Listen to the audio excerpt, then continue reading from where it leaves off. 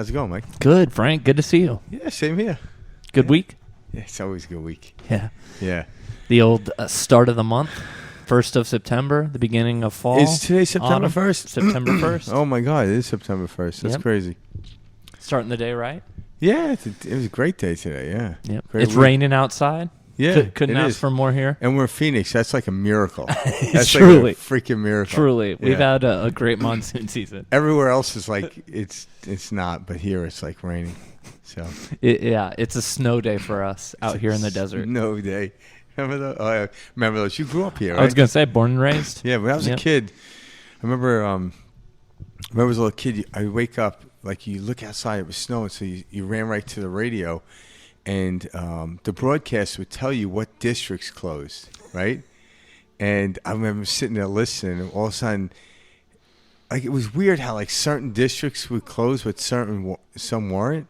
So I'm like, yeah, Mom, my district's closed. And my mom was like, she was a PTA president. And she's like, yeah, let me hear that. And yeah, she called in and stuff. I could never tell her. But there were a couple of times when, like, my district was open. I'm like, shit. Yeah. Yep. Yeah, trying to fake her out. I'm sure. Yeah. See, that's cool, though.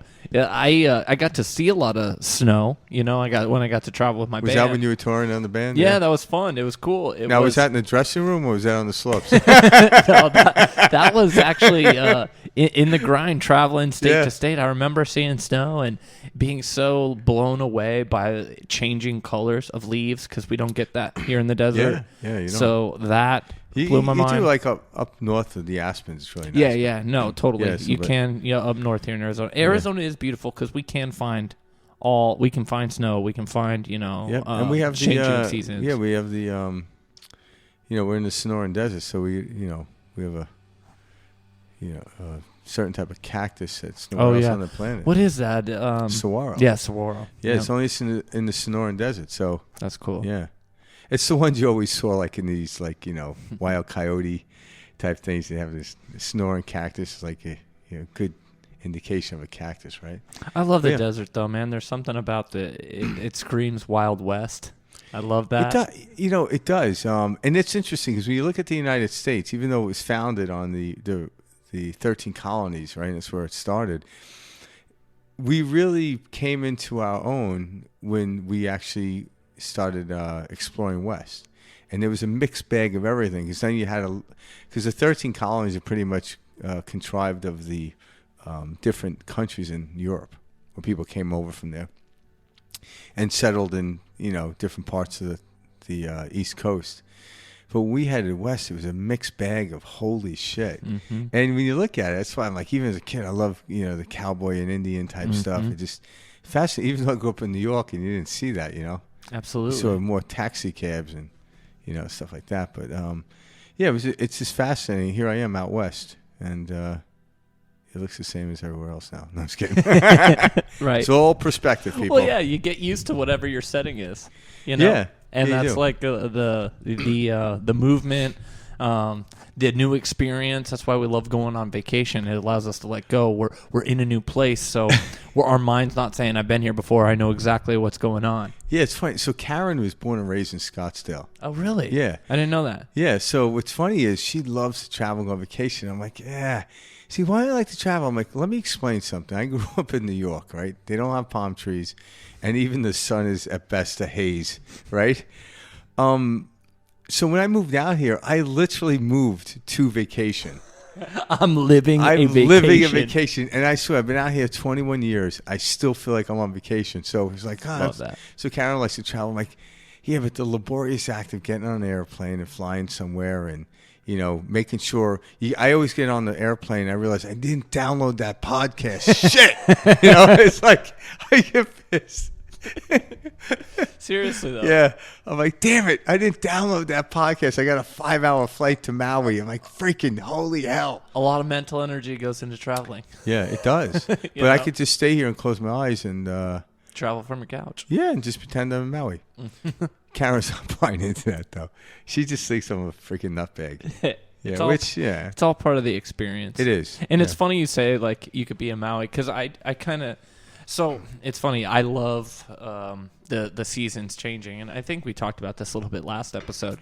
But I remember this past summer, I found myself during those like dog days of heat, extremely hot, stuff like that. And I was like, last year was a real dog day. Like it rained like 15 days the whole year. But last year was an interesting I can summer. take myself out of that and be and put myself in the state of Halloween, in the state of Christmas, in the state like these aren't concepts that are held together solely by linear time. These are feelings, emotions that we tap into of nostalgia, and what we're accessing all the time is really we're just accessing our memories. And a frequency that contains the memory. And we're calling this a new experience because we're at a different point in the linear stage and process. And we haven't lived this exact moment, other than now. And so it's funny when you go into these memories and you channel something like that and you allow yourself to be in that moment. Well, you can look in this on the flip side and see the exact same power of this in any aspect of life. Especially like a moment of suffering or a moment of pain. My first 2 marriages. Well, yeah, you can relive the feeling of that sensation. No, but you know what I mean? You truly can relive pain any moment. And that's what people are doing is they're carrying around these memories of past trauma, suffering. And they're reliving it, literally. And their body doesn't know any different. Yeah. And they're experiencing it as if it was happening in that moment. Yeah. And to see it on its face, what it's doing, and knowing that you have the ability to do that with a feeling such as Christmas or Halloween at any point in the year, and you can access these same memories, you start to see the game for what it is. And you're like, whoa. This whole concept of reality is actually just a concept of my mental state. It's a concept, it's a mind-created world. Yeah, it's actually like being on a movie set. When you actually go into a studio movie set, it's a lot. It literally is a lot. But when you're filming or you're actually watching the film, it felt like you were all over the place. But all they do is they change the setting in the background. So they can make it look like you're in an apartment. Then they can make it look like you're outside. Typically, if you are... Hence your couch or Maui. Yeah. And typically, if you are outside, they will shoot in those locations, especially now. But yeah, you could be in a 5-star hotel or a dingy apartment. It's the same lot. And maybe even the same stage, but the setting then changes. So they rearrange the furniture, the background, they roll it all in. So if you actually see a movie set, it looks like when I was a little kid, like my sister had a dollhouse that you opened up in order to get into it. So you would actually see everything from that standpoint. Like the floors. Yeah, you see exactly. Cool. You see the floors. No, those old school ones are cool. I know exactly what you're talking about, where they open up and you can see the different levels of them. Yeah, and that's kind of... kind of how life really is. So we're the ones who get this to change the setting of the stage and everything else through our thought process or mind, or how we look at it, perceive it. And then what we do is when we like it, we get set, then we could actually invite people into our world. You don't fight for it. You don't tell them this is the only way to live. Like, that's just preposterous. And everyone's fighting for their own set. I'm like, yeah, you can, each make your own movie, each make your own television series, however you want to look at it, and invite people in to watch.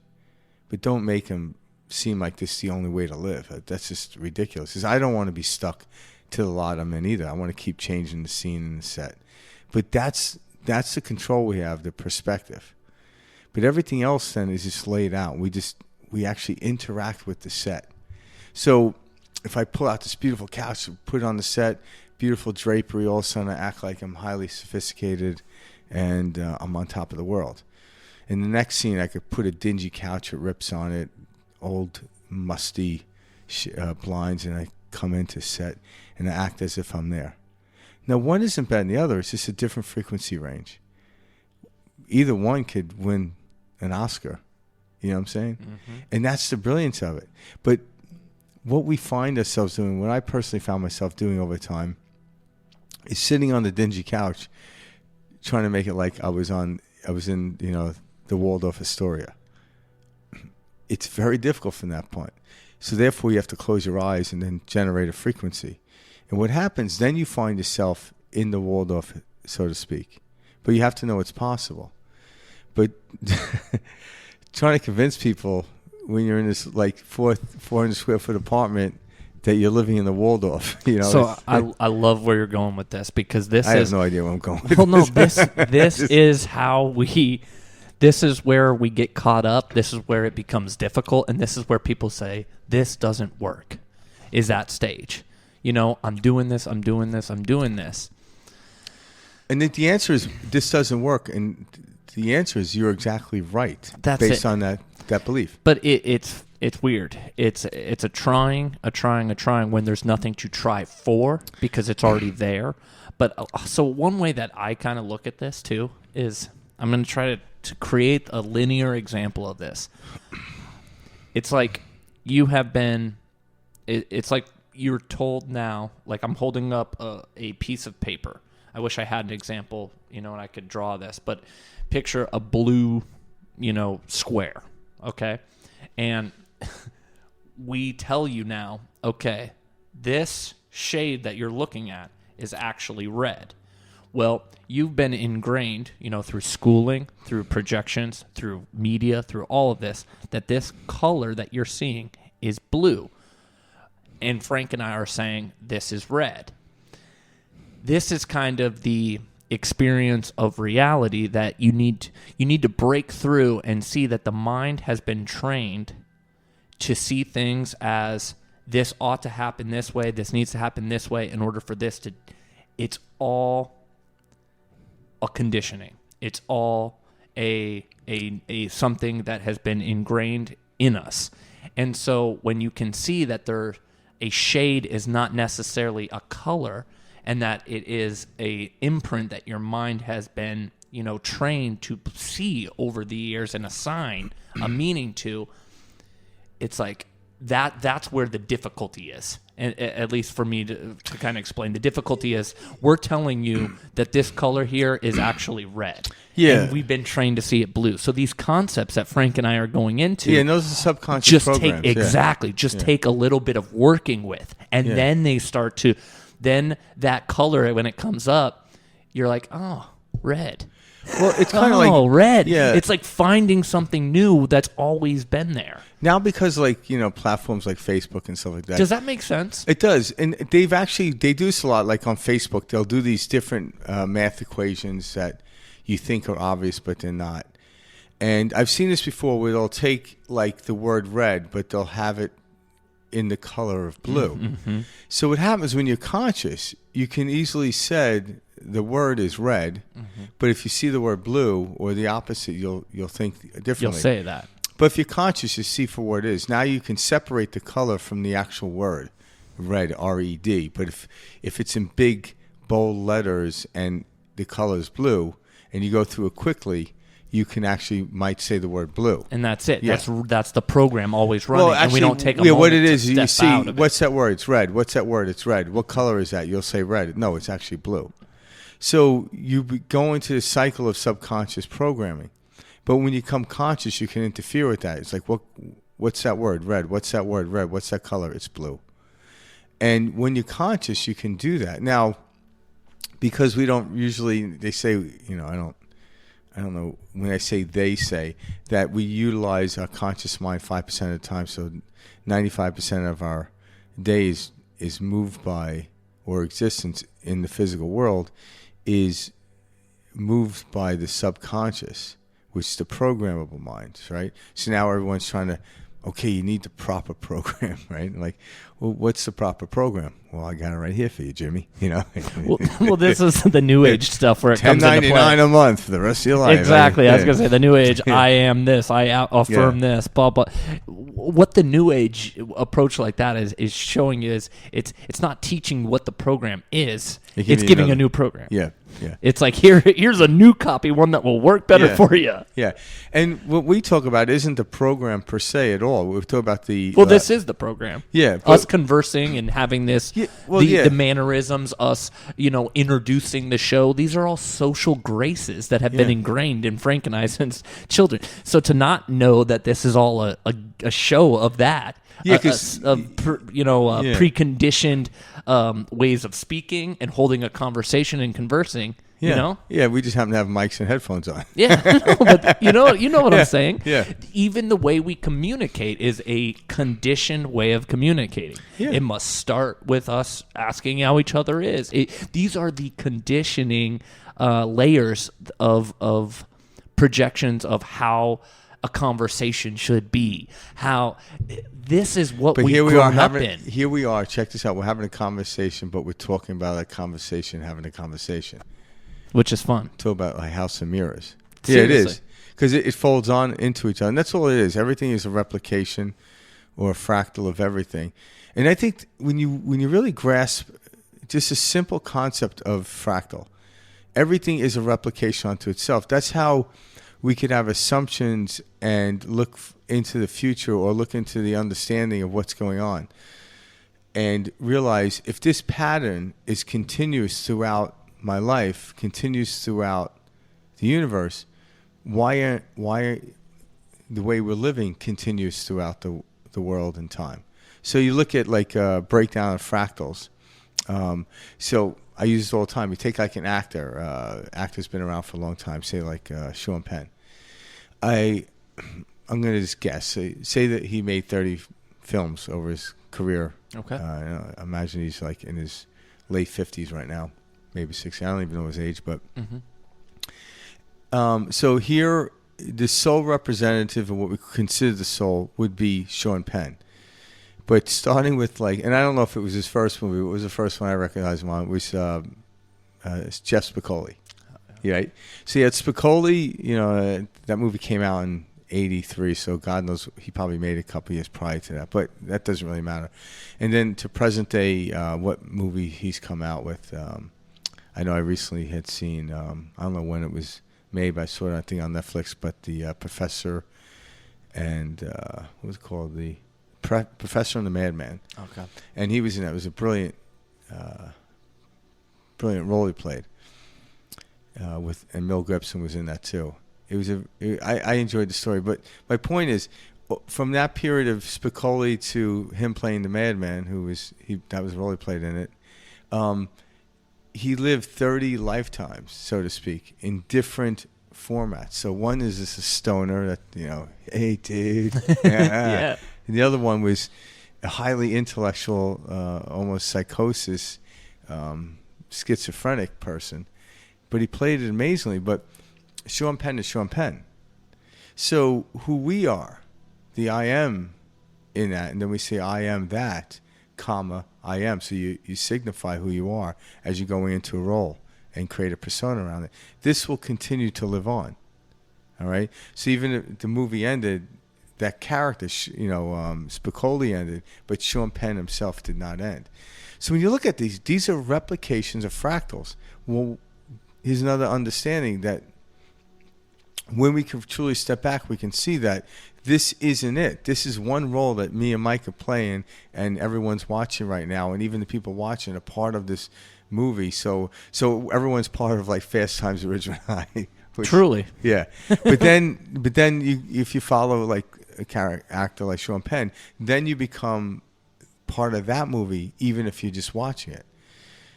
And it's not necessarily mind blowing, but you're not supposed to try to wrap your mind around it. You're just supposed to allow it. But when you step back and realize everything is a fractal, everything from the Fibonacci sequence to the fractal, whether it's geometry or fractal mathematics, has a replication throughout our physical world. So then you say, well, this doesn't replicate. I'm like, well, why does everything else replicate but this? This does replicate. So now that I know this replicates, I'm not worrying about getting this perfect because I don't even know what perfect is. So every Wednesday, me and Mike record it. I don't think it's not live till I think Friday morning. Yep. So Friday morning, it becomes live for everyone to see. But it replicates every Friday, right? But we're talking about different stuff in the same format. I change a couple of things here and there, but things change around. But we never run out of things to talk about, and we never worry about it. Me and Mike never even discuss, hey, what are we going to talk about next week? No idea. People ask me, so what are you going to talk about this week? I'm like, no idea. Just like I don't enter into a conversation with a buddy at a coffee shop and says, what are we going to talk about today? Exactly. When I get worried, it's like when a friend calls me up and says, hey, you got time to talk? I'm like, we got to talk about something. I'm like, fuck. Well, it means I'm going to either save him or I did something stupid, right? Like, like Karen's like, we need to talk. I'm like, that is not It's the worst way fun. to set up a conversation. But when you say, hey, honey, how's the day going? Oh, it's going great. This, that. I'm like, we need to talk. I'm like, fuck, I'm not prepared for that shit. You see what I mean? Yeah, That all goes back to the social graces ingrained. Your mind is like, holy shit. We've grown up to learn that as a conditioned response. That is something that tenses us up. Do you know what All Karen? of this is. You know what Karen does now when she wants to have a serious talk? She sets a teleprompter up in front of me and I have to read from it. So I don't get in trouble. Repeat after me. Yes, Karen, we ought to do that. She's gonna slit my throat. No, she likes it. I'm just kidding. It's Yeah, a joke. Yeah. That's funny. That was a good one. Do you know what's funny? I gotta clarify something. It would make it very easy to do it that way. All right, I gotta do some justice here and get myself out of a little hot water. Do it. Last week I talked about Karen like doing this spitting on the floor close. Oh yeah. That was funny. To all the people out there watching, she was joking. Oh, of course. But she's like, you make me sound like a nutbag. Oh no. I'm like,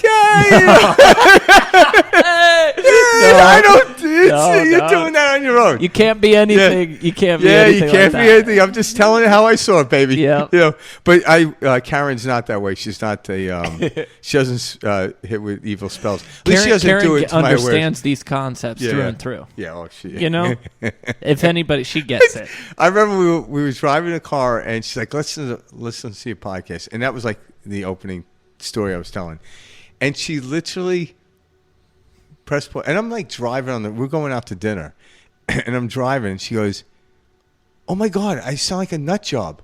I'm like, why'd you do that? I'm like, nah, I just told a story. It was a funny story. She's like, but you make me sound crazy. I'm like, I have nothing to do with that. Absolutely nothing to do with that. And that is a perception. Yeah, that's. I see where you you're going might with be it. crazy, but I'm just telling you how I saw it. Hey, I think we're all crazy. Yeah, so I just want to let her know she's not, a witch and evil. She was joking. She's not a witch, I promise. Yeah, That's funny. at least I don't think she is. No, absolutely. I think it's funny because we will see things like this come up in us too, and that's the fun part of this game is. This is when we learn the most about ourselves, when these emotions come up and when these feelings come up, because it's telling us something, And that's it's your inner being speaking to you. the brilliance of life is staying. That's why it's laughable. Yeah, it's staying laugh in. at it. Yeah, it's the principle of staying in a state of what we call spontaneity, even though everything's spontaneous. Yeah. But if you try to figure something out prior to it happening, like write the script and read from it, people pick up on the insincerity of it. They don't Every time. Every time. So That's why we know and watch like the fake. What do you call those? Those fake television news? shows. Yeah, seriously, like everything that plays. Yeah. No, but the reality shows. Yes. everyone knows how They're fake and produced. staged. Yeah, they're produced. And this Like, weird seriously? thing is like.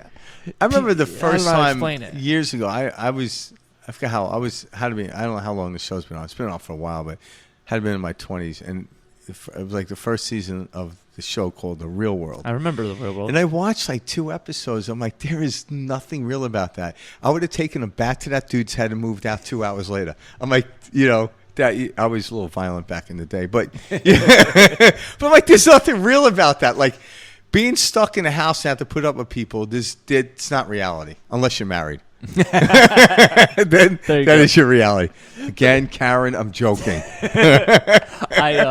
I know what you mean about the real world. It's funny because that was one of the not scripted reality shows. Yeah, it started out that way. It started out well, the original. They still do it. Like they don't script it because I knew somebody that was on the show. But what they do is they manipulate the events. Yeah, in what the you're studio. doing and kind of so through the mixing they manipulate it. Yeah. But hey, that's what we're all doing. That's it. It's funny. So our the way we perceive stuff, we're kind of like that editor. We can chop something up and perceive anything to be offensive, to be not what we want, to be not what we deserve. Yeah. Or we can flip it, and there is nothing that we have to perceive as hurtful. You can take something horrid and you can find a way to look at it in a way that more enlightened growth, way, yeah. A way that allows you to be comfortable with it, to be at peace with it.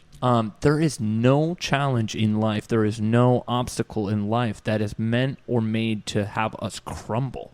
Or isn't made from mind. It's all mind. Because everything's a prop. So now knowing these principles, if you want to choose to make a situation in your life difficult, I would never argue with that. And you say, oh, life is difficult. I'm like, absolutely it is if you believe it is. I'm not taking that away from you.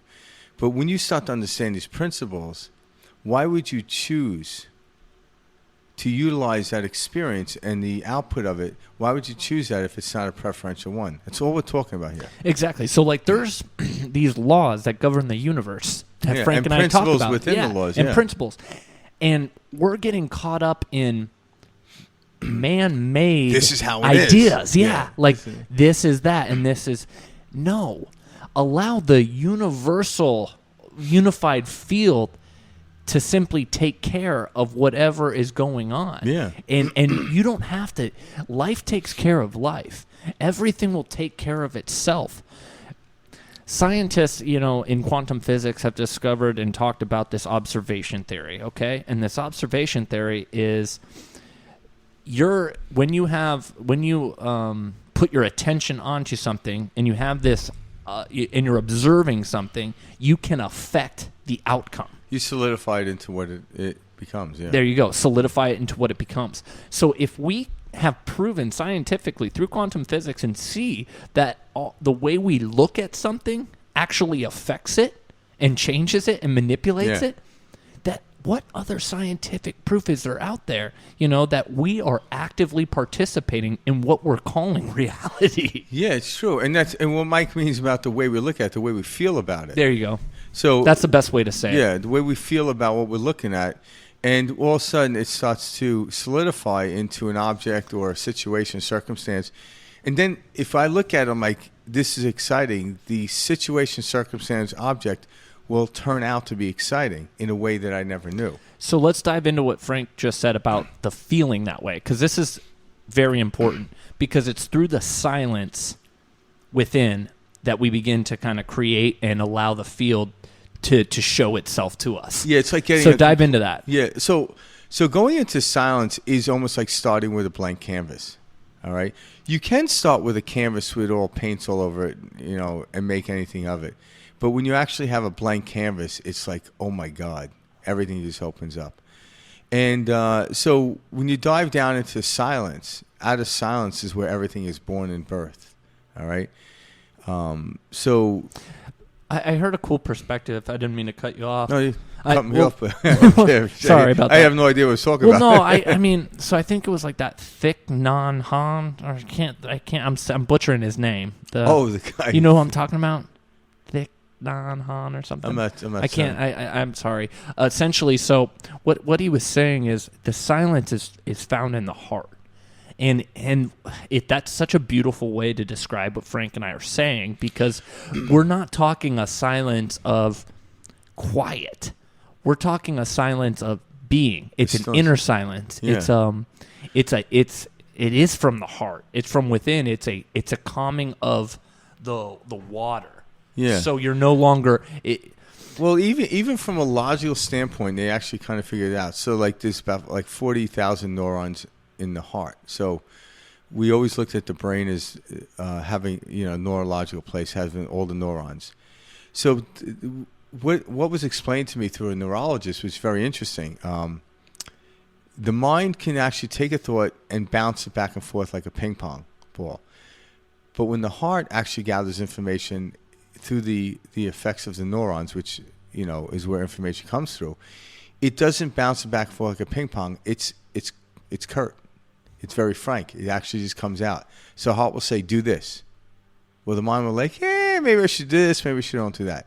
The gut's the same way, but the heart comes pure and it comes quick. And when you actually listen to the heart, it's a stillness or a silence, and then you act on it. It's more of a contemplation rather than a thinking. So when you listen to your heart, it's a certainty of information, where when you listen to your head, it can go either way in what we call the field of polarity. So you look at, because even the heart has two sides to it, left and a right, but the brain has two hemispheres as well, a right and a left. And they don't battle with each other, but we can make them battle with each other. They're actually working in unison, but we can make it feel that way.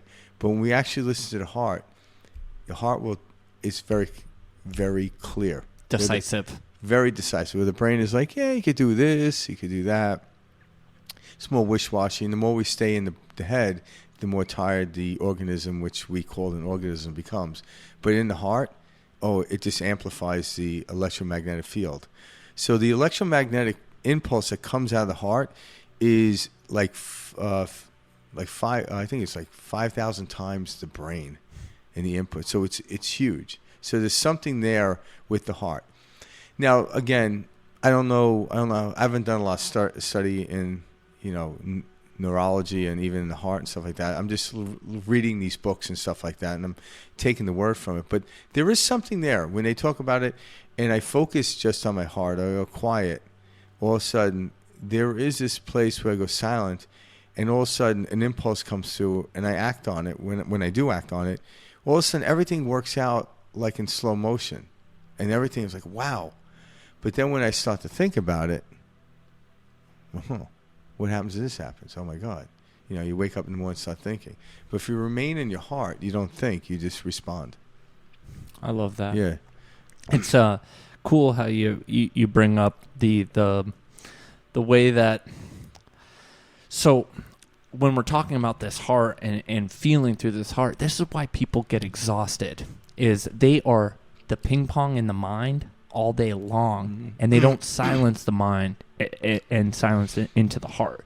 Yeah. And this is why we get so tired, where you can get a full 10 hours, 9 hours, 8 hours, the full maximum amount of sleep that you could possibly, but you get up and you're still tired and you're like, why? It's a mental exhaustion. It is a back and forth monkey mind. It is the ping pong ball. That's what exhaustion you're experiencing, because guys, I know this feeling. I went through it for years, and it wasn't until these concepts allowed me to open up my heart, allowed me to see I have been running around my mind like a hamster wheel for decades. And it was painful, because it was the same stuff over and over, and the same type of problems, just different ways and different formats. And I was going, why is this happening to me? Why is this? Guys, nothing is happening to you. You are happening to you're witnessing and experiencing your inner world. That's all this is. You're hallucinating your inner world and calling it reality. Yeah, and I noticed just from a physical effects, when you start to think too much, you get a headache. Hell yeah. And when you close the heart, you get a heartache. So when you allow the energy to flow in the way it's supposed to flow, so when you actually have both heart and mind in sync, in unison, the heart will lead. And in other words, the heart will give you impulse of direct information, but the brain knows what a right-hand turn is, a left-hand turn. It knows the language in which your origin of where you came from in order to communicate. It's got a purpose. But once you let the mind take over, you're going to get a headache, and naturally you're going to shut the heart down, because the efficiency of the body is, if I'm not using it, it's going to be shut down. This is also why people, when they have awkward encounters with people, when you go out and you have uncomfortable experiences and stuff, or women when they're involved, or when this is why women can always understand when a man is hitting on them. It is a direct representation of the matter, or excuse me, the commentary in the mind bleeding men through. Are always hitting on women. But you know what I'm saying. Yeah. It's the reason you pick up on this is what's going on in their mind is so powerful. It's being extended to. It's a feeling that you feel, and this is why conversations are awkward. Is the person who you're speaking with is so worried, what does this person think about me? Am I going to say the next right thing? Yeah. And so you pick up on this and you get in this weird, it's because there's no free flow. It's you're restricting the flow of energy. If you were to just be with no thought, watch how it's like a knife and butter. Yeah, if you take out the idea of anticipation, you actually step into the unknown freely.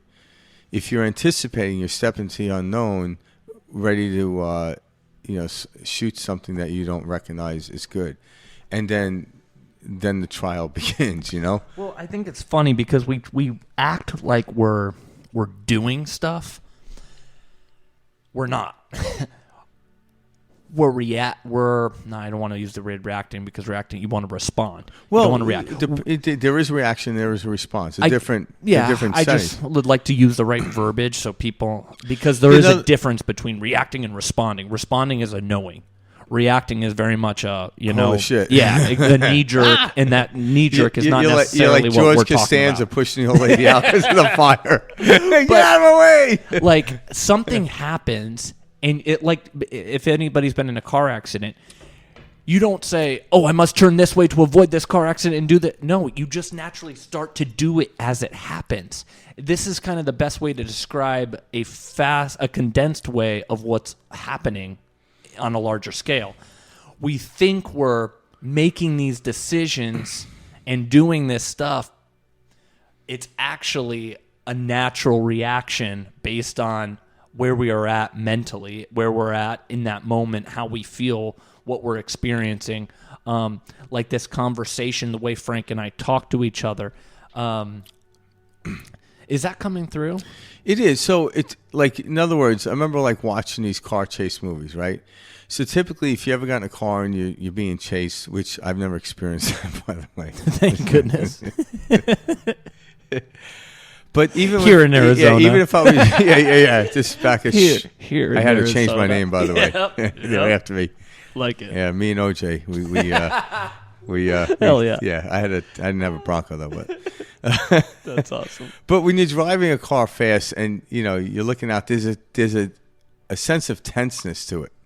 All right, but then you watch a movie where a guy's like speeding through the street, and he's like hanging back, smoking a cigarette. Why we're enamored with that? Because that's not the normal response in the way we think we ought to respond when you're driving fast. Like you see a NASCAR driver like this holding two hands. Obviously, the physical aspect of it over time, they become more relaxed over it. So when you see a guy driving a car like making these turns, just smoking a cigarette, it's like, yeah, it's not the reaction we're used to, but it's a reaction we want.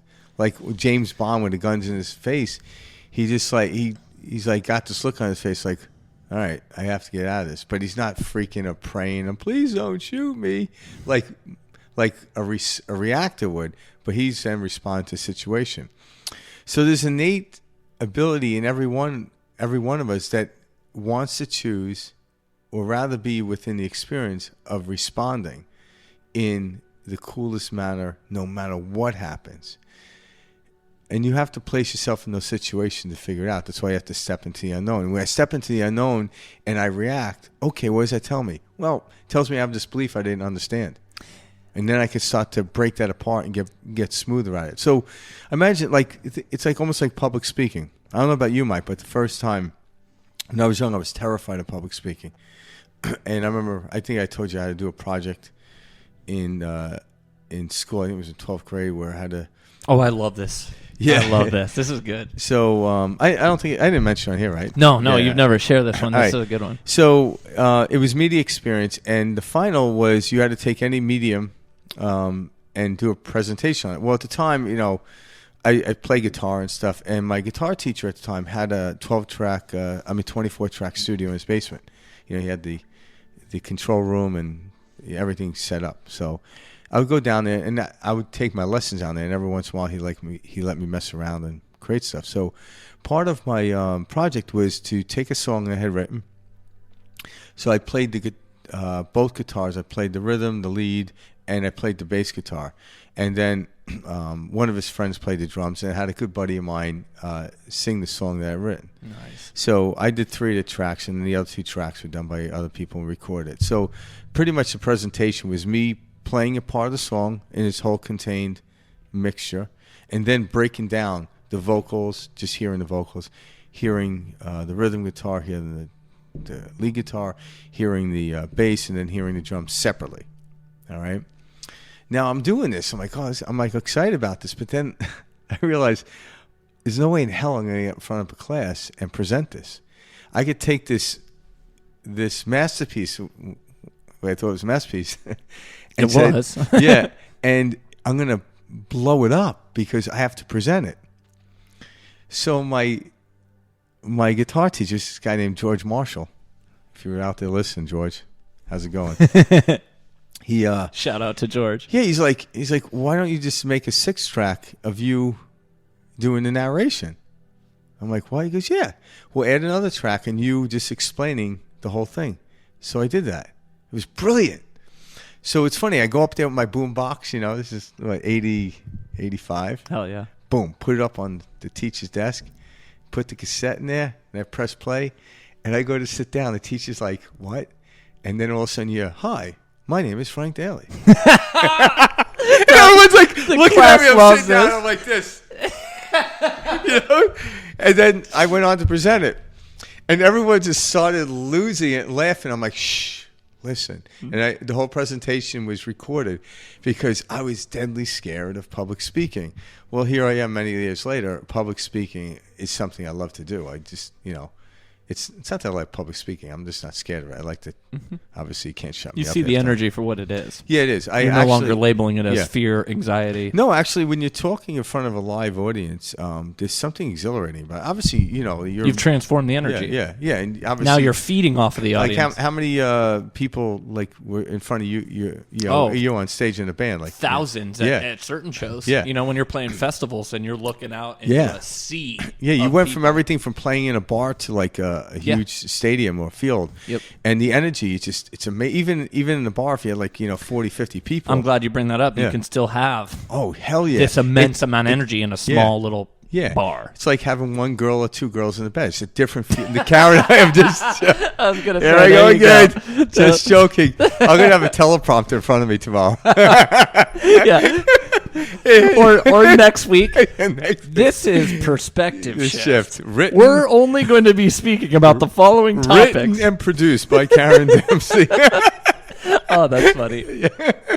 Oh, that was good. But yeah, that's it. It's an experience like that where it's like a I don't know. It's you're stepping into the unknown gladly. Because even though you understand how to play guitar and the songs and stuff like that, it's still different every time. I don't have to learn a new language just because I'm doing a different talk. It's funny when everything works out, you don't have to worry. That's it, and that's the brilliance. So here's a principle of what within religion they call it faith. It's a principle. It's knowing without needing to know.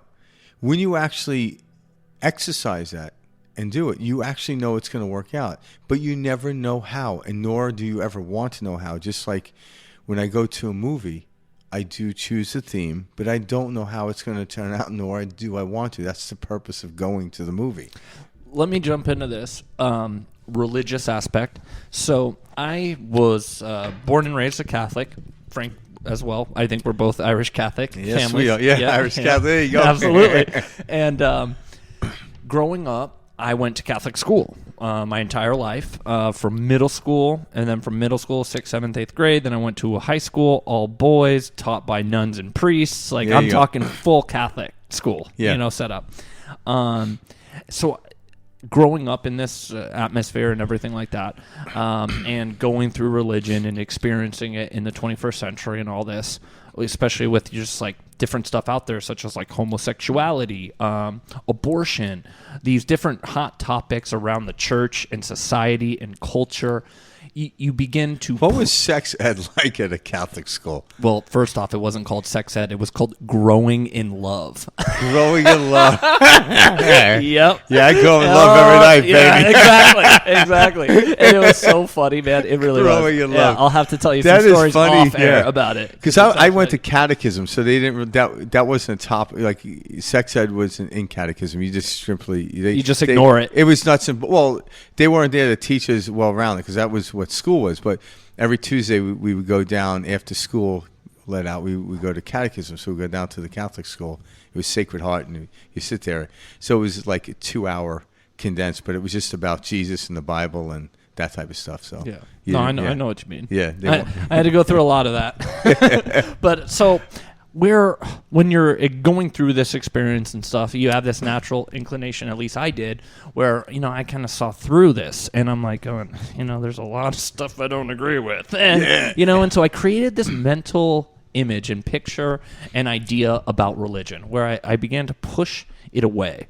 Not so much in a sense where I didn't believe there was a higher power or et cetera or something out there, but just like, hey, this doesn't feel right. Then further along, fast forward through their journey. Especially when the priest says, "Hey, boy." No, yeah, I know, right? With all those stories popping right. up. But so like I had this like, it's a mind control thing. I'm like, okay, I can clearly see, we're using. I'm trying to paint you a picture of how I believed it to be. Yeah. And so this is how I experienced it. And this is how I saw religion. As I began my way down the spiritual path, Jesus is a rock star. Jesus is an enlightened being, an enlightened human on this planet that was man, through enlightenment, began to share this experience that Frank and I are talking about. And he was crucified for it. And I start now looking back at these concepts like, believe you have received it and it shall be yours. Or one of my favorites, forgive them, for they do not know. The reason that is such a powerful statement is the concepts Frank and I are talking about. For us to get upset at somebody for, staying in this lower realm of the world hates me, the world's happening, it's all against me, it's happening to me, it shouldn't be like this. I'm still in those low realms. So. Of course. We see... That's why I'm always saying sorry to Karen. We see the pain. We know the pain. We've lived the pain. And we know what you're experiencing is real. The reason... The forgive me for they do not know. That's what Jesus was talking about. And it's also to be reflected onto you. Because if you actually look at somebody else and says, I must forgive them for they not know what they do, I'm like, you have to be in the same plane to understand that. So. And you wouldn't be witnessing that unless you needed to learn something. Yeah, you wouldn't recognize it. So where I'm going with all this, guys, is I had a very created idea of what religion was that I'm sure a lot of people at home or people listening to this have or have had in their life. And it wasn't until I allowed these ideas for me to see them for what they are, a mind pattern, a made up, this is that, this is how this is, there's no other way, I began to truly experience the kingdom of heaven. And what I mean by the kingdom of heaven is, and I love this phrase because the kingdom of heaven is truly what we're experiencing. It is reality. Heaven translates to the word harmony. That's what heaven means. Mm-hmm. Heaven is not this place above and below. That's a linear way to view what this concept is. The kingdom of heaven is the kingdom of harmony. And that is what Frank and I are describing. That's what Frank and I are living. The kingdom of harmony. Yeah. It is a being, a oneness with knowing that through this feeling, through this emotion, through this focus, through this silence in the heart, we can experience pure bliss. Yeah. At any and all times. But all kingdoms do have dungeons. Oh, absolutely. And you will fall to the depths, but you know. But I know where the dungeon is. I know where the upper levels of the castle are as well. So, and as you understand that, if you choose to go to the dungeon, that's a different thing. Like going back to the understanding, Jesus chose to be crucified on the cross. Mm-hmm. He wasn't kicking and screaming. Oh, he's saying, I get the physical experience is not the end of this. Yeah. Guys, we are energy, right? Okay, so scientifically speaking, energy cannot be created or destroyed. Scientific fact, I think we can all agree on that. Yeah. Therefore, if we cannot be created or destroyed, how can we die? We can't. The body dies because we transform. This is why, of course, reincarnation exists. Like all of these concepts and stuff. Well, what do we call death? Death is just the next chapter, a quick transformation into something else. So yeah. Well, like Ramdas said, it's the feeling of like taking off a tight shoe. Yeah, it's just a different. Yeah, exactly. You know, That's such a good way to describe death. Taking off a tight shoe. I love that. It is. Yeah, because it truly shows you. We make this idea of death is so painful and scary. Yeah. No, it's like taking off a tight shoe. Yeah, so people that wear flip flops Isn't have that no idea what beautiful, we're talking about, though. Yeah. We're from Arizona. We Yeah. got a few people who only wear flip flops. Yeah, right. Yeah, year round. Yeah. But you see what I mean? Like, we create the idea of death. We create the idea of religion being a limiting, a controlling force. All of these things are created within the mind. And when you see there's no if, that, this, there's none of that. It's all mind. Everything is all mind. You don't have to think about a thing a certain way. You don't have to feel a thing a certain way. And when you start to see this on its face, you're like, shit, this is the operating system. Yeah. I get it. What's running right now and what I'm experiencing, I can change at any given moment based on how I alter my mood, my feeling. And actually, understanding these concepts can be equally powerful than meditation. Because I know people that meditate and they go into supreme places. And I say this because I used to do this. I've been practicing meditation for like 30 years, but I didn't fully understand these. People weren't talking about these concepts. They were talking about, if you meditate, you'll feel calm. So I closed my eyes. I'm like, oh, that felt good. You know, but then I get out in my car and someone cuts me off and I'm reaching for the bat in the trunk, you know. It's like, I have to go home and meditate. But when you understand these concepts, they can be just as equally powerful, if not, depending on, you know, how you express yourself, can be more powerful, understand the concepts and exercise them than meditation itself. Okay, cool. I love that you said that. Frank and I were talking about this a little bit earlier today. So you can have an intellectual understanding of what Frank and I are talking about, like what he just described there. And then there is the experience of this. Yeah. And for me personally, I had to have an intellectual idea of these concepts and what this was before I began to experience. Well, at some level, the intellect became from experience, but the experience you had were mostly when you were a child. Yeah, my linear mind labels it. Yeah, because the thing is you like, so we intellectually start to, like, someone like, you know, you had an experience and it was bliss. It was when you were a child, but you weren't in this conceptual place. But then someone says, "Oh, how was your day?" "Oh, it's great." You know, you're 6, 7 years old. Why was it great? All of a sudden, to the child, it's like, that's just a weird question. Like, there are concepts kids don't get, and we muck them up. I remember my son was young, 5 years old, was sitting on the couch. And he's like, "Hey, Dad, can you get me a glass of water?" And I looked at him, I realized the kid's 5 years old. I says, "Son, is there something wrong with your legs?" And it was the funniest reaction because he literally looked at his legs and rolled. He was sitting on the couch. He rolled them. He examined his legs. He goes, "No." I'm like, well, go into the kitchen and get yourself water. He is like, "What? Like what?" Like he didn't like. And he looked at me and he had this perplexed look on his face. And he walked into the kitchen. And I says, "Hey, while you're at it, grab your pops of water." You know. But then, then a floodgate opened up because, like, "Hey, son, get me something." It's like, "Is there something wrong with your legs?" I'm like, "Yeah, my foot's going to be shoved so far up your ass." You know? But it was funny because it was brilliant because the look on his face, like, why, like, "No, there's nothing wrong with my legs." Well, then go walk into the kitchen. Yep. And in that moment, because prior to that, I would get up, "Hey, you want something?" I'd go get it for him. But then I realized there's a moment in time, like, "Nah, it's a good game. I don't want to leave the couch." Get it yourself, and while you're at it, you know, get your old man one too. Yeah. Oh, that's good. Yeah, that's funny. No, it's experiences like that though that allows you to just be a soul around your son too. But in order to even get into an intellectual conversation, we had to experience at a level at which we didn't know we were experiencing it. And then it's kind of like, then we have the intellect to actually then go into it with a knowing of the experience as well. So it's a brilliant thing. That's why when to lecture and when to not lecture, it's like, we don't really know that.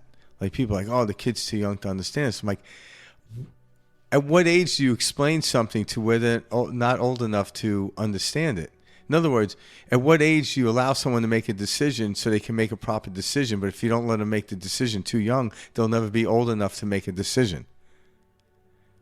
Like, we don't know. That's why I remember, like, when my son was young, I didn't talk to him with that baby type of, hey, I'm like, I spoke to him like, I would throw these concepts at him, not to like, okay, I'm going to talk about, certain principles and laws to my, 7-year-old son because I want him to get them. I literally did to distract him. Remember, we were in a store one time, we were trying to leave, and he's like, Dad, can I get this? And it dawned on me, like, I don't want to say no. Right? My kid never screamed, but he'd be like, why not? I'm like, and he goes, Dad, can I get this? I'm like, son, you can get anything you want in the universe. As I'm placing the stuff on the conveyor belt. And he's like, what do you mean? I'm like, well, the universe will grant you anything you want. But I said, it doesn't only come through Daddy. At this point, the cashier is putting stuff in the bag and walking out the door. He goes, well, how am I supposed to get it? And I'm like, well, that's for you to listen to. And he goes, so you saying I could ask Grandma and Grandpa? I'm like, yeah, that's one way. Now we're literally outside the store. I was simply doing this to distract him. And then he goes, but if Grandma and Grandpa say no, don't give up on it if you really want it. He goes, well, how else am I going to get it? I'm like, son, there's a million ways to get stuff. By this time, he was already buckled in the back seat and we were driving off. The kid was probably like, and I wasn't trying to teach him a lesson. I want to get out of the store where my kids saying, why can't I get this? I'm like, you can get anything you want in the universe, son. It's just not going to come through Daddy. And I play these games. This is why I do this with everyone around me that I care about. And I care about everybody. I mess with them and play with them. You want to show them the game. It is a game. Yeah. But I always let people know, like, I'm only joking. I told you that story about the client with the ice cube, right? Yeah. And it's funny because she's like, please don't. I'm like, I won't use your name. But we were talking one time about, like, why do people, like, believe in this stuff, believe in this, believe in that? I'm like, well, because we were taught from a very young age, if someone is articulate and talks with conviction, they must be telling the truth. Just like Walter Cronkite or anyone. Oh, my God. They've shown this. Yeah, so in certain ways, they've spewed bullshit in a sense like that, and people have been like, and taken it for truth. Yeah, they did. So literally, my client says this, and then I look at her. I says, for instance, did you know if you take an ice cube out of your freezer, close the freezer door, place the ice cube square on the top of your head, close your eyes, and think of Alaska in the dead of the winter, the ice cube will not melt? Her response was like, really? And that's what I'm like, oh, my God. I just finished explaining to you. So what I did is I came down to more articulate pause setting with facts and this and that. And conviction, the way you delivered it. 2 seconds prior, I was telling this is why people do it. She forgot that story and got enamored the way I was talking because I normally don't talk that way. But then in a second, she's like, please don't tell anyone. I'm like, I can't keep that story to myself. But I just gotta share it. I won't I won't use your name. There you go. She's like, okay, because it's a brilliant story. Yeah, but it just shows you the level of conditioning that we all have. Actually, that example that has nothing to do with the soul that came from. That's just what we're trying to show you is the subconscious conditioning that we all. Sometimes to learn something, you have to be shown from the opposite way. It's almost like you ever do the trick with your buddies where you walk beside them, you tap their right shoulder, and they look right and you're on the left. It's a game. We naturally want to do that. Why? Because it's innate in us to actually play this game of hide and seek. And we want to present it to people. So all the time, like, I'll make stuff up. But what I do now is I let them know, I'm only joking. Because I don't want them to run with information that's not pertinent to what they're going to do. And all of a sudden, it happened to one time. Someone overheard me saying stuff. But the problem is they didn't stick around for me telling wasn't funny. Yeah. And then like 2 days later, like, hey, I told my buddy about that thing. And I'm like, what thing? That thing? I'm like, oh, Jesus. I'm like, what's he doing with that information? Like, why? I'm like, I was joking. You didn't sound like you were joking. I'm like, that's what makes it a joke. Yeah, I was just going to say, this is how, like the biggest game of telephone. Yeah. Because, like, I don't like to tell jokes like, hey, I got a joke for you. I usually just tell stories. I told a story one time about, I tell you, I told you about when I went to Ireland. Which I never told you that one. I don't know. Go for it. All right, so I'm in Ireland, and my mom's from County Cork, and so I'm down there, and I'm walking, down the street, and I see this old pub with a stone wall out front. I'm like, wow, that's pretty wild. So I walk in there, and it's kind of like late afternoon. It's not quite evening, and I walk in there, and it's kind of dim and light, and there's a handful of people in there, not a lot of people. And I walk up to the bar. And the bartender says, how can I help you? And then, like, hey, let's get a pint. He's, all right, come right up.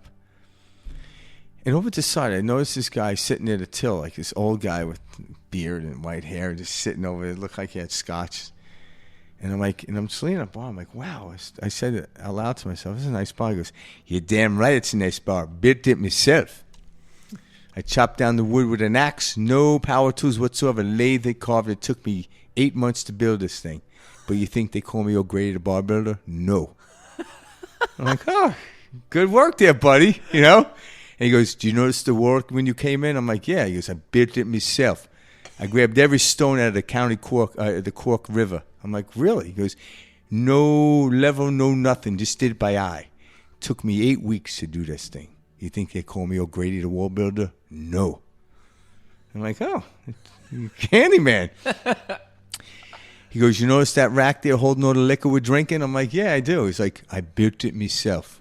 I took a diamond, I cut all the glass, laid it in there, put it there. And all that liquor rested on there, I built that. You think they call me O'Grady the shelf builder? No. But you fuck one goat. This guy said no. What's funny is I tell this to a buddy of mine, so my buddy laughs. He goes, so were you actually in Ireland? I'm like, no, that didn't really happen. Yeah. It's funny. I'm like, he's like, so did you? I'm like, no, I didn't. It was a joke. But that's funny, man. I didn't picture that coming. That's why jokes are funny. Yeah. The spontaneity. Yeah. Oh, that's good. But know who told me that joke? Who? Karen. That's why we started dating. Yeah. That's a good joke. I'm like, I could date this girl. Yeah, she did the Irish accent and everything. It was oh, yeah, that's awesome. Yeah. That's funny as hell. Oh, that's awesome. Yeah.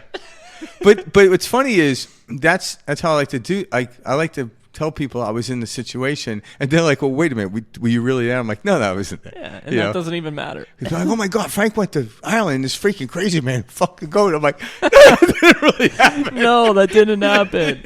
Yes. Yeah. No, I know what you mean. It makes it much more believable, and it adds a sense of spin. But once you tell someone you want to hear a joke, they're anticipating. And even though the joke will be good, but like you go in to watch a comedian, and okay, this person's gonna be funny, but where they get you is they start talking normal to you, and all of a sudden you don't see it coming. They just take you for a left turn, and all of a sudden, bam, it just hits.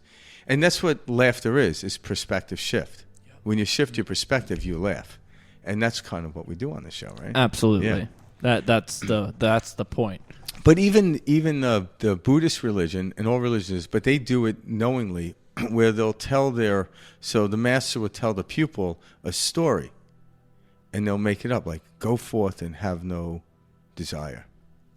So they go do it, and they come back all aggravated. It's like, what happened? It's like, well, I finally got to the point where I had no desire, and then I realized having no desire onto itself with desire, and the master's like, no, go live your life.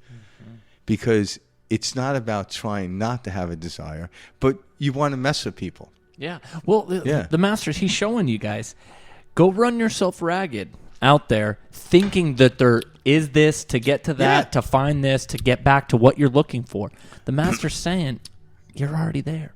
There's nothing to search for. Yeah. There's no this, there's no that. It's all the mind. Yeah. That's all it is. It is. And every day you come to the same spot. If you live in the same place, you rest your head on the pillow, and then you like, I start over again.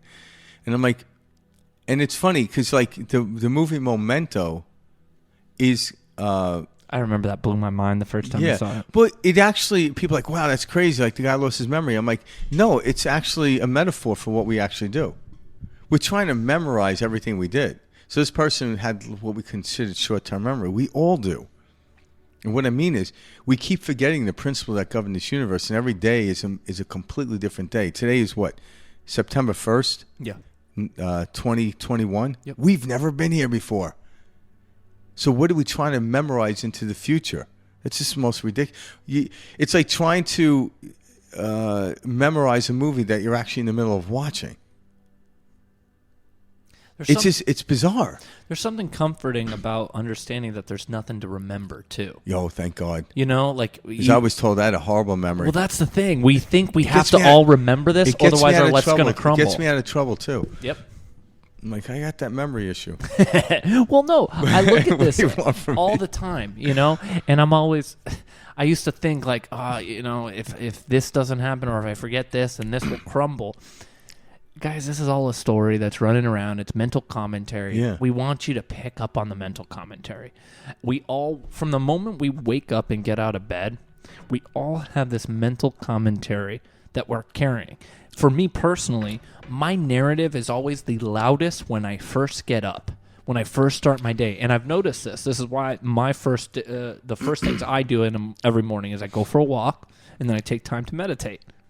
I take that is a routine that I have found allows me to escape this mental chatter. Yeah. And so what I've realized is this programming, you know, there's layers of this conditioning. And so yes, these concepts, the reason they resonate with you is your inner being, yourself, knows them to be true.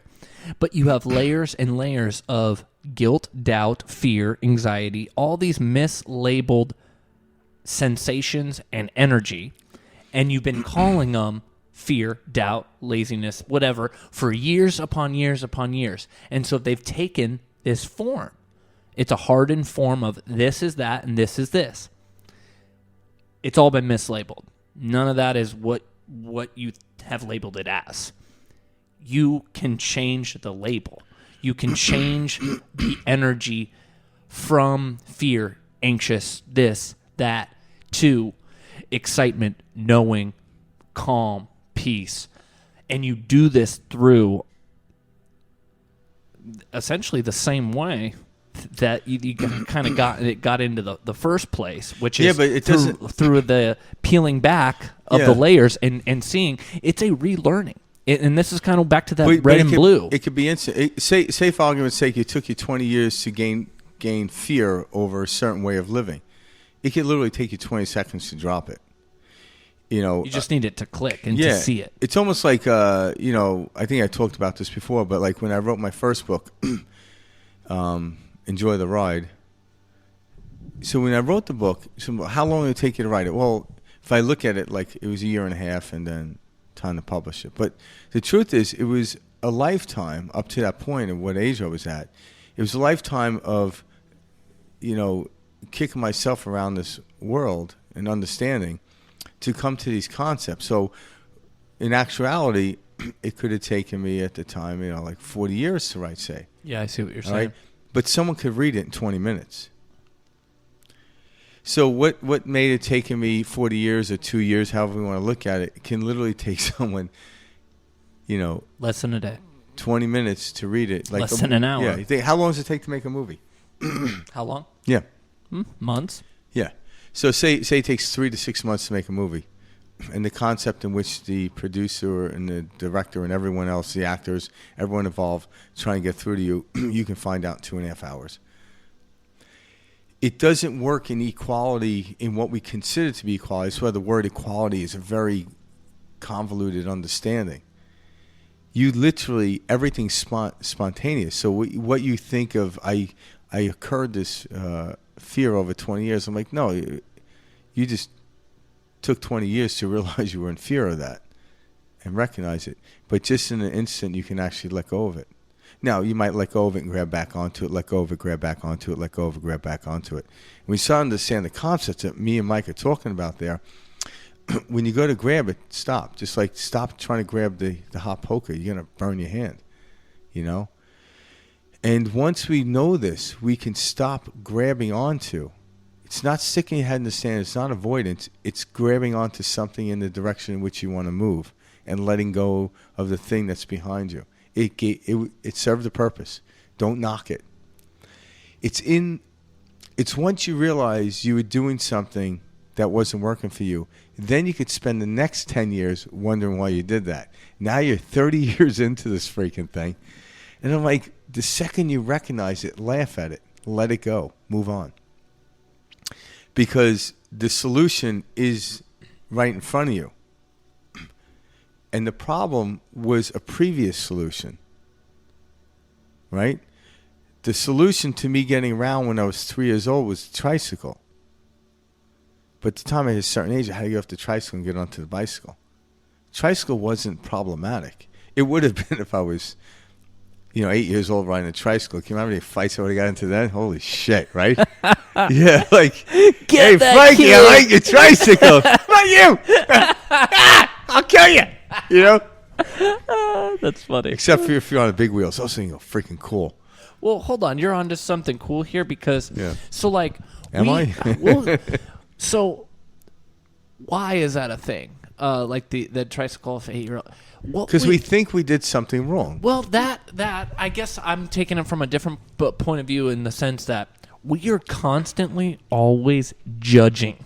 Yeah. We are judging this experience, how something looks, what this means, what this could lead to, how this is perceived. We are so... How did I do? Yes, we're so caught in ourselves with judgment that when you can take the step back to say, whoa, what are you judging someone for? You start to look at people as the soul that they are. Yeah. No longer you're saying this is who this person is. I'm judging it off of all these You allow this being to just be.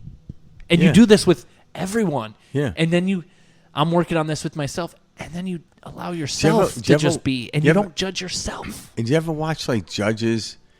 Like I remember when I was a kid watching gymnastics. I used to love watching it, and I was like, "Oh my god, it's great!" And then you find out the person didn't get a good score. I'm like, "What the hell did they see that I didn't see?" And the judges are all there. Well, her left toe was curled under. I'm like, "What the fuck? How can I tell? I was part looking of the game." Stop talking. But I'm like, wow. I'm like, who cares if the left toe was curled under?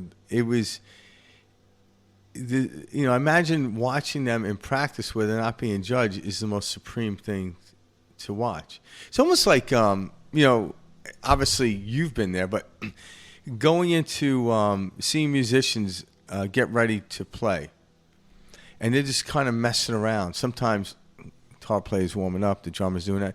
And I'm like, wow, just that snippet of their performance was, in watching before, was the greatest performance I've ever seen because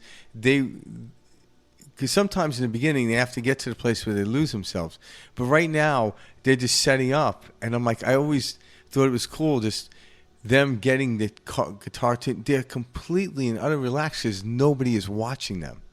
Nobody's watching them. Now, there is a point where I realize people are watching it, but then there's a part in their performance when they actually elevate above that and they're no longer feeling like they're being watched. But that's what we're doing right now. Yeah. But there is this moment, like almost kind of like how me and Mike talked prior to the show. And I'm like, this is what we should be recording. But right. But it is because there's this brilliance of it. But right now we lose ourselves. I'm like, if someone wants to judge us, so be it. But I don't think about like, oh, what is someone going to think about me saying that? Unless it's Karen. But that's it. You see what the judging is, and you see that it's all mental construct, and you see that it's all just garbage, and then you start to loosen up on every level. You do. And this is what we're talking about. And when it feels great, guys. And that's where the fun begins. Yeah, because you start to go out, and you no longer judge the experience like you would. Oh, my waiter didn't bring me this quick enough. Who cares? Yeah. I didn't get my spot at the table I like to sit. Why am I classifying as things as good and bad? Why am I judging a person based on what they just said to me? Why am I judging a person on their clothing? Why am I judging anything? And it's a pattern. It's the mind, and you see it. And what's interesting is when you actually, like when the waiter takes longer for your food to come out, and you don't get up and like some people will pretend like, oh, I'm not going to let this bother me, but yet they get like the gun's cocked in their pocket. They're ready to shoot up in any second. But when you really, truly don't concern yourself with all that stuff, there's a synchronistic thing that happens where because you waited or allowed the time to go further than it normally is, and you're aware of it, you're not like not aware of it, all of a sudden something amazing happens that lets you know it's like, wow, it's the state we remain in is where the gifts come from. Again, if I'm in a state of anxiety, I'm going to get a gift that brings more anxiety. If I'm in a state of calm and peace, I'm going to get a gift that's going to bring state and peace. So I'm always gifted whatever the output or what I'm asking for. So, that's exactly where the phrase comes. Be careful what you ask for or wish for. And how do we wish? How do we ask for? It's how we feel. If I say, oh, I wish I was a millionaire, I'm like, do you feel like a millionaire? Or are you actually saying, I don't feel like a millionaire, but I want the laws of the universe to just step aside for just a second and listen to my words. I'm like, no, the universe doesn't ever work that way. Gravity isn't going to be like, hey, if I jump off this 10-story building, you carry me softly to the earth. And the gravity's like, nah, that's not how it works. If you like that, take the elevator. That will slowly get you down. There's a mechanism that will do that. But the gravity never works that way just because you begged it. You have to feel it. You have to know it. It's like, yeah. So prayer isn't like, oh, I hope I don't die. Prayer is, oh, I'm going to live, regardless of what that doctor's saying. And even if I do part from this place, right up to the moment when I part, I'm going to live. I've known people that were diagnosed with cancer and then died from cancer. And I don't know every aspect of it, but they were at peace with it. So they were living while they had cancer. And then there are people that... And I'm sure that's the most they've ever lived in their life. Yeah, it could be, yeah. In those last 2 months. Yeah. Because they were part of the field, the unified field. They weren't living in this construct. They had to let go of the concept of life extending beyond this point in which it might end tomorrow. Like most of us say, life can end tomorrow. I'm like, yeah, it could, but that's why I'm going to put my seatbelt on, and eat my my greens. Mm-hmm. So we think that's going to invade life from us, right? Or keep life in us, but we really don't know. But we like to pretend we do. Yeah, we do. But then I knew people that had cancer, went into remission, 30 years later, and they're like, oh, it can get me again. And even though, and that's what's funny is like it's almost impossible for me to know what people are feeling all the time. I don't. I can only tell that to myself. There are moments throughout the day where I have bits of anxiety might overcome me, but it doesn't last that long. That I do know. And what's interesting, if I am around people, they do it, they're like, are you okay? Because they're used to seeing me a certain way to when I'm not in that state, they notice. And then I'm like, no. And that automatically shakes me out of it. I'm like, no, I had a weird thought in my head and I just let it go. And then I make a joke of it. And I'm like, wow. So because I act a certain way and I'm in a certain place, people that notice me notice when I'm out of it. That's why you can't lie to people you're close to. What's wrong? Nothing's wrong. But when like, what's wrong? I'm like, oh yeah, nothing's wrong. And then they believe me because the way I was thinking, them saying what's wrong wasn't like early on I'd be defensive. Nothing's wrong. Mm-hmm. Like apparently something's wrong based on the way you were previous with your feeling. But we start to understand that doesn't necessarily keep cancer away or get us have it. Like, one of my aunts, my oldest aunt, just turned 96. I was telling you earlier. 96 years old, still alive, right? That's a long life. It is. Well, Jack LaLanne died at 96, all right? This man, right up to, he was, probably the last thing he ate was a freaking green juice or something. Him and his wife were into the juicing and stuff. But here's a man that took care of himself. So when scientists and biologists look at him, like, this man lived right, all right? Well, my aunt, she still smokes. I don't think she's ever seen the inside of a gym. And I don't recall her ever being like a person that ever meditated or did anything physical and spiritual. She's always very, very pleasant to me. Mm-hmm. Hi, Aunt Alice, in case you want to leave me some money. No, That's funny. Yeah.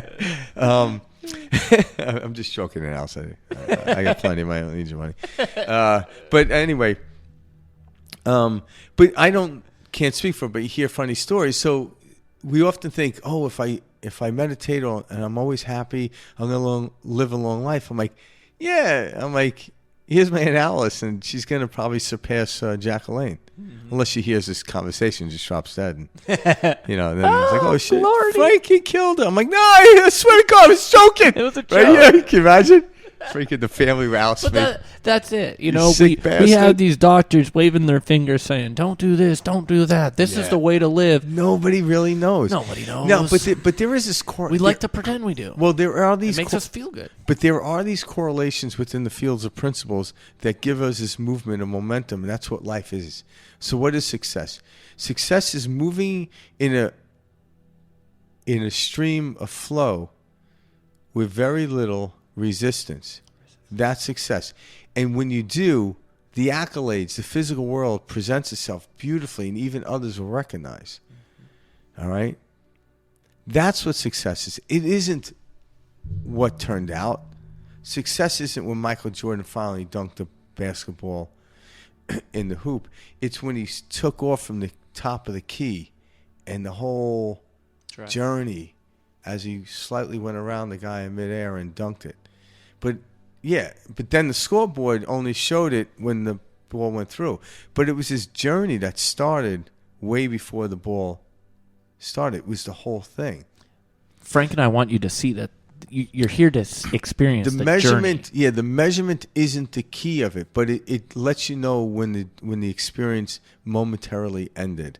Just like I know when my breath. That was 2 breaths, 1 in, 1 out, 1 in, 1 out, complete breaths. So there's indications of it.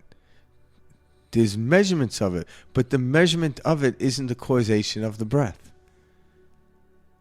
It's just something else, and we don't really know what it is. And why is it that we need oxygen? Biologists can explain the effect of oxygen onto the body and therefore lack of, and that they can do that. So there's correlations. But why is there oxygen? No one can answer that. No, it's interesting. But I admire the scientists that are trying to find out why, because when I say like shoot for the stars, and they always discover something between that moment of that to there, it actually keeps us curious of expansion. Absolutely. And we need that. So I think so. Like, if you wanted to pick God as this person, whether it's a male or female, which I look at God as electricity or energy, electromagnetic field, and what I mean is, the electricity running through my walls doesn't care if I toast my bread with it or trick Mike into sticking his finger in the socket and electrocute him. Yeah. Either way, the electricity is working. It will flow. Yeah, it will flow. I'm just choosing to use it, one that's not effective in sustaining life, or another way where I can actually have nice toast. Mm-hmm. But the electricity doesn't care how I use it. But the electricity there lives within a field of principle. And if you use it this way, you'll continue to use it. If you do this way, it's the end of you. All right? So there are these things as saying, hey, if you do this, you'll continue on the field of this experience. But if you don't, but it doesn't really care. So I kind of look at God that way. But just say, for argument's sake, there is a God that actually is judging and stuff like that, gives you something to look forward to or not to look forward to. All of a sudden, we want to use that as an excuse to move forward. And there's nothing wrong with that. But we don't know. And so God's like, okay, I'm going to put in man's mind, and when I say man, I mean man and women, the idea that they can finally get to the understanding of how I think, but they never will. But striving for that, if you will, is what makes them discover all these other things. And this is why we do it. Columbus went out to find India. He knew what the land was like going by land, but he knew it was like, okay, if we go this way over the Atlantic and come around, we live on a round planet. By logic, if I'm going to end up there, and maybe it'll be quicker than me going across land. So he understood what it looked like. He knew what he was looking for. But somewhere out in the mid-Atlantic, he ran into what we call the Americas. He had no idea. But he was like, oh, shit, I failed. Like, what the hell is this mass land? So he went out and he explored something. He found something. He just went into the unknown. But this is what life is. But trying to shoot for this one thing made him find this land called Americas. Now, obviously, he wasn't the first human to find it. There were humans on it, but they weren't the natives to that land, were called Native Americans. They weren't searching for anything. They were living in the circumference of the world, which is interesting. There's a lot to learn there. They work within the field of spirit and physicality at the same time.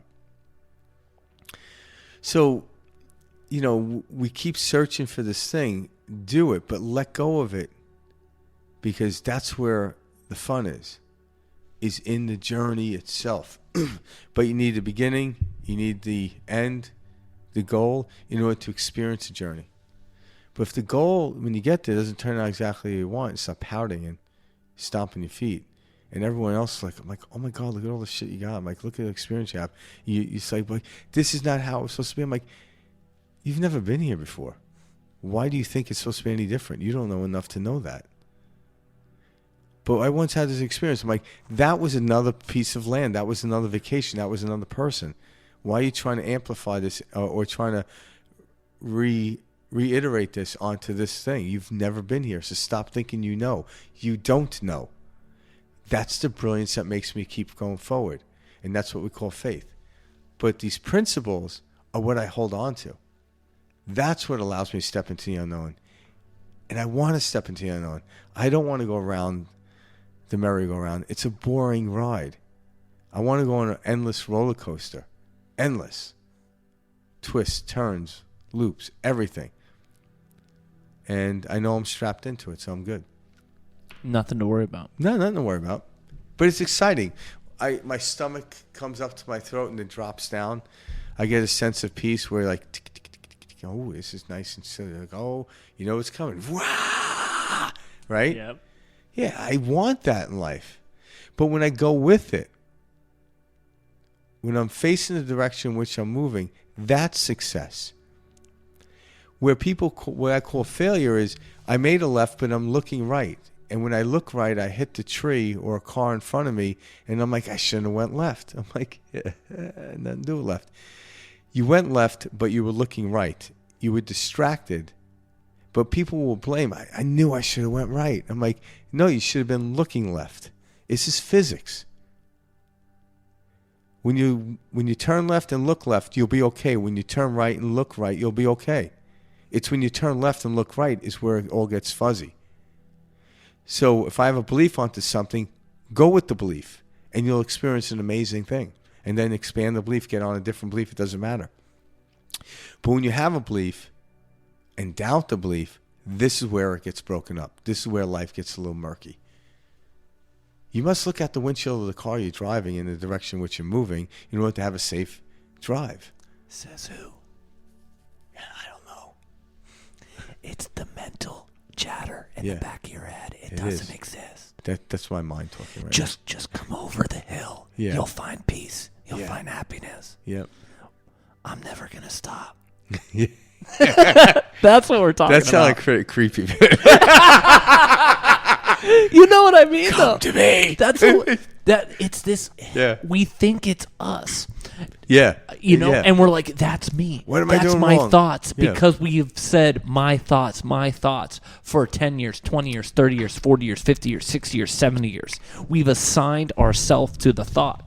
One way to look at this, and Frank, I don't think we've ever talked about this, but I was talking to Kayla about this, actually. Kayla is awesome. Kayla helps us, She's like put a together. producer. Exactly, helps us put together. Without Caleb, me and Mike would just be a bunch of idiots. Yeah. She's helps us, she knows how to do the online, create something cool. You know, she's the professional. But the best part is she gets and lives these concepts through and through. So her and I were chatting. She understands our podcast more than we do. Yeah, absolutely. Yeah. And we were chatting last week, about some podcast related stuff or some, online something. And she was asking me, she was like, hey, what'd you mean about this? And we got into this topic when we were chatting. And, she was the first person I shared this with. And so we have 50, 60, 70,000 thoughts every day, right? Running through our heads. We call these thoughts our thoughts. We, as a consciousness, are all one. And so we actually have this network, if you will, amongst us, where these thoughts that we have that come up, they're not our thoughts. They are thoughts. A thought that can come to me, come to Frank, etc. Think of it like this. So you ever have like a weird thought where you're like, whoa, that's just not me. I would never think that way. Like, I'll give you an example. You're driving down the road and there's a hill off to the side and your mind says, what if I just turn right and I go off this hill? Yeah. And we all do weird stuff like this. Yeah, after a hard day, I think that thought a lot. Like, you know what I mean? These weird snap little pop-ups where you're just like laugh at yourself. You're like, well, that was a weird ass thought. Remind me never to drive in a car with you. No. You know what I mean? You could be cutting somebody's hair and you'd be like, just a weird stab him in the neck. Yes, exactly. Just an example of our mind did the things. Yeah. It's because they're not our thoughts. We're on a network, okay? This whole thing is a unified network. And so it's kind of like when you type into Google a phrase like, what is this? And then 6 similar questions underneath it appear. Isn't that funny? Like, you Google something for an answer, right? Yeah. And then they reply back with another question. Oh, yeah. It's like Google is like a politician. It drives me nuts. So I'm like, what's this? Like, and then they reply, well, what do you think we should be? I'm like, what? I'm calling you. What are you here for? Like, it's damn Google. It's a network. Yeah. That's all our thoughts are. They're not you. You're defining yourself by something that pops here, pops there, pops here at different sources of consciousness. And the meaning, we're all just tied together. And the meaning you give to the thought will give the output of frequency. Exactly. So it's the meaning we give. So what you're grabbing onto, what thought you're grabbing onto, Yeah. Yeah. And so to say your thoughts are poor, these are my thoughts. No. Let go. They're not your thoughts. They are thoughts. Your mind's just working, just like you're breathing. Yeah. You're not conscious of it. The same way the thoughts are flowing. Yeah, just like if I turned left and looked right and crashed, you're like, what's wrong with me? I'm like, nothing. You just learned a law or principle that doesn't work. So now you actually know what somebody's saying. Look in the direction in which you want to go, and you'll have a nice life. So by looking away from the direction in which you're moving, now you know through the opposite polar understanding. So that confirms something. This is why I think our parents would tell us to go do something that they knew wouldn't work. And it's like, well, now that you got that off the plate, stop. Go look for 4-leaf clover. I swear, like the parents would tell kids to do that. I think they just wanted to have peace and quiet because there's no way in hell they're going to find one. And you come back, there aren't any. I'm like, oh, now stop searching for that. Like, why'd you do that? It's like, it's a mess with you. But when you learn to mess with people, when you do it to kids and you do it to adults, you do it to any human being, you start to learn to not see the world for what it is, but for how you feel about it. And you actually, it's something innate. This is why we do it. Because if someone told you everything and it came out that way, there'd be no real full experience of exploration. But when you understand, it's like, when someone said, go left but look right, and all of a sudden you crash, it's like, oh, you must have did it wrong. It's like, no, you must be looking in a direction. So, but you didn't do anything wrong, but you experienced something that doesn't work. So these principles show you how to work within the field of the physical world. But whether I go left or right has no bearing on the physical and the physics of it. But if I go left and look right, the physics is going to show me. It's like, it's not going to work well for you. It's getting caught up in the details. Yeah, it's getting distracted. Yeah. And distraction will teach you not get distracted. Yep. And it's as simple understanding these principles. And once you do that, people are like, I don't know which way to go. It doesn't matter which way you go. Go and be fully there. Thank you. It doesn't matter what belief you have, what religion you have. Just believe That's the all religion. details. Yeah, it's all details. Go with it. You know? But No religion is bad. No religion is good. No religion is the one. They're all telling you the same thing. Yeah, Go within. there's a narrative that fits all of them. When you look for it, you could see the unified field in everything. Everything. Everything. Doesn't matter what you're talking about. It's because it is the truth that has been trying to be portrayed in multiple different forms. And I think that's what it is. In different cultures. Yeah, a lot of times everyone's like in a conversation, they're reading stuff, they want to find the truth. And I'm like, the truth is that everything's connected. The point in which you're looking at is a half-truth, and there's nothing wrong with it. But it's not the truth. The truth is all truths are true. But I want to see the connection when I'm either reading about sociology, philosophy, psychology, physics, biology, different types of math. I want to see the connection they all have. I don't want to be any of those, you know. But I want to see the connection, see where they're all connected, because there is a unified field. Like, again, I think I mentioned before, but when it came to classic physics and then what they call the quantum field of energy, Einstein came to an understanding. He's like, we can't separate the two, because there was a point where physicists were okay with taking classic physics. So everything, you know, the mathematics, like calculus and everything else, and geometry, and saying, okay, here. But how do you explain the energy field? Well, they're two separate things. And at the moment, they were okay with that. And Einstein's like, no, we can't. They can't be separated. It's got to be unified. There's got to be an explanation that covers both. And there is now. He didn't know it, but he instinctively knew you can't just like, no, it's you know, it's not completed. And there is this unified field. And when you actually start to talk about this, like there are a couple of physicists I follow right now. What's the guy's name? Nassim. Hessman. Nassim Nassil or Sahil. Yeah. Excuse me for getting your name. I think it's Anil. Yeah, something like that. I forgot it wrong. But what's interesting is I listened to him. Great. Yeah, he's great because he, according to him, I listened to him. He didn't really grow up religious. I think, you know, obviously, you know, just most like science background people. Yeah, he came into science. But what's interesting is he'll take, you know, the understanding of quantum physicists, and he'll actually relay it to the New Testament in the Bible, which is very interesting. And because that's how I look at it. I look at the Old Testament as classic physics, and the New Testament and its principles as quantum physics. Again, these are just metaphors. And within the field of this unified field, you can see the correlation between the classic physics and the quantum physics. So, you know, within Christian religion, the main focus is the New Testament. But they don't discard the Old Testament. Just like the Muslims, it's the Quran. But they don't discard the Old Testament. There's a correlation there. But it's like, where is the correlation? Like, where's the connection? That's what we're all looking for. Where's the connection? And if you focus on the connection, you would never argue with somebody. You never fight with somebody. But when you actually look out and say, oh, we're both human, but your name's Mike, my name is Frank. We're different.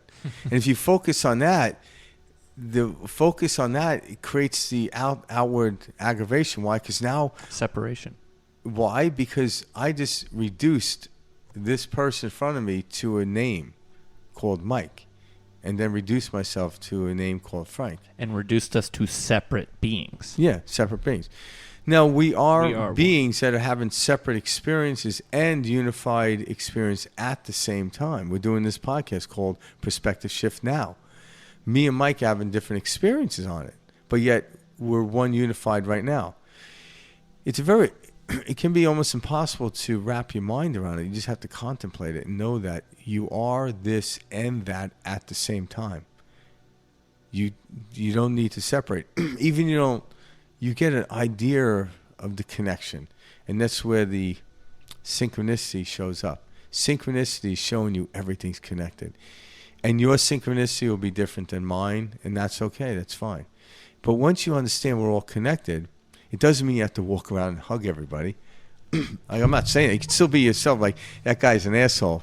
It's like, yeah, that's how tightly connected you are. And I like that Frank said that about synchronicity, because a lot of us will try to say, oh, this synchronicity, this happened, so this means that. No.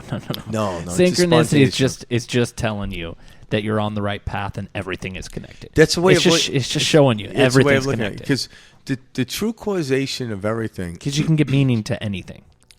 Yeah, the true causation goes deep beyond even the smartest person that walked this planet to understand.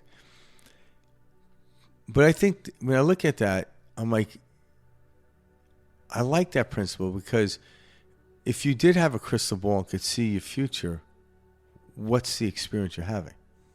You wouldn't have any. It would not be an experience. Yeah. So stepping into the unknown with this knowing that everything's going to work out in direct relationship to how I feel. Now, if you know that, you're going to choose a pattern or frequency of feeling. You're going to choose one of excitement, or at least one of, life's not too bad. If you can't muster up, life is great. But you're going to move in that direction, Frank, can you imagine going to the movie theater and being like, okay, you see all 6 movies that are playing, or 5 movies, and you go, all right, give me all the spoilers. Tell me them all, and go, all right, yeah. All right, I'm going to pick this one. I guess I like that. I want to. No, you would never do that. You would never want. That's what this life is. We're not here to know what's going to happen next. No. The best part is, though, we know what happens next can be perceived in a positive or a preferential or non-preferential fashion or manner. Depending on what frequency. If you step into the unknown with a preferential experience, the experience has to, by physical law, has to turn out preferential. But the thing is, what happens? This happens. I'm like, there you go again in the thinking mind. You actually, that's the... And there's no faking this, guys. No, it's the principle. You can't say, I'm enjoying this, I'm enjoying this. Yeah. It doesn't work like that. No. No. You try to play that game. And sometimes faking it till you make it can have an effect. But when you get good at it, you never have to fake it. Yeah. You just shift into the experience. No, I know what you mean. It gives you momentum to get where you want to go. It can. But then when you actually understand the faking part, you control that. So instead you see the game for what it is. Let's just take the faking out of it and just go right into the making of it. Yeah. And then you just be. Yeah. Yeah, exactly. You just be. Well, yeah. Well, thanks for joining us this week. Yeah. Perspective shift, the place where you make it be. Let it be. Yeah, the Beatles had it right, man. Yeah, I'm telling you. Especially Johnny. Yeah. Thanks for joining us this week, guys. We'll see you next week. If you liked what you hear, go ahead and click the link below to subscribe. We're here every week on Friday. All right. Peace out. Thanks, guys. Yeah.